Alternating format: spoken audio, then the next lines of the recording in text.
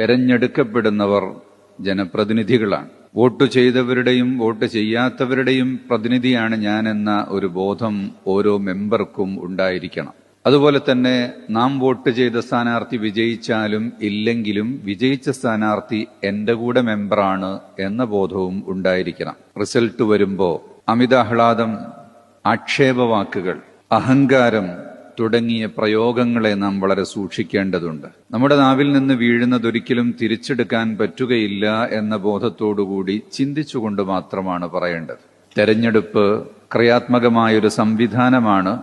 രണ്ടാൾ മത്സരിച്ചാലല്ലേ ഒരാൾ വിജയിക്കുകയുള്ളൂ എന്നുള്ള ഒരു നിലക്കതിനെ മനസ്സിലാക്കുകയും വിജയിച്ച സ്ഥാനാർത്ഥിക്ക് പരാജയപ്പെട്ട സ്ഥാനാർത്ഥി അവരാലിംഗനം ചെയ്ത് ഹസ്തദാനം ചെയ്തുകൊണ്ട് കൺഗ്രാജുലേറ്റ് ചെയ്യുന്ന ഒരു രീതിയാണ് നമ്മുടെ നാട്ടിൽ ഉണ്ടാകേണ്ടത്. ഒരു തെരഞ്ഞെടുപ്പ് എന്ന് പറയുമ്പോൾ പരസ്പരം മത്സരിച്ചവർ എക്കാലത്തെയും ശത്രുക്കളല്ല. രണ്ടു പക്ഷത്തു നിന്ന് വോട്ട് പിടിച്ചവരും എപ്പോഴും ശത്രുക്കളല്ല. അതൊരു മത്സരത്തിന്റെ ഗോതയിലുള്ള ഒരു പ്രക്രിയ മാത്രമാണ് എന്ന് മനസ്സിലാക്കുകയും വേണ്ടതുണ്ട്.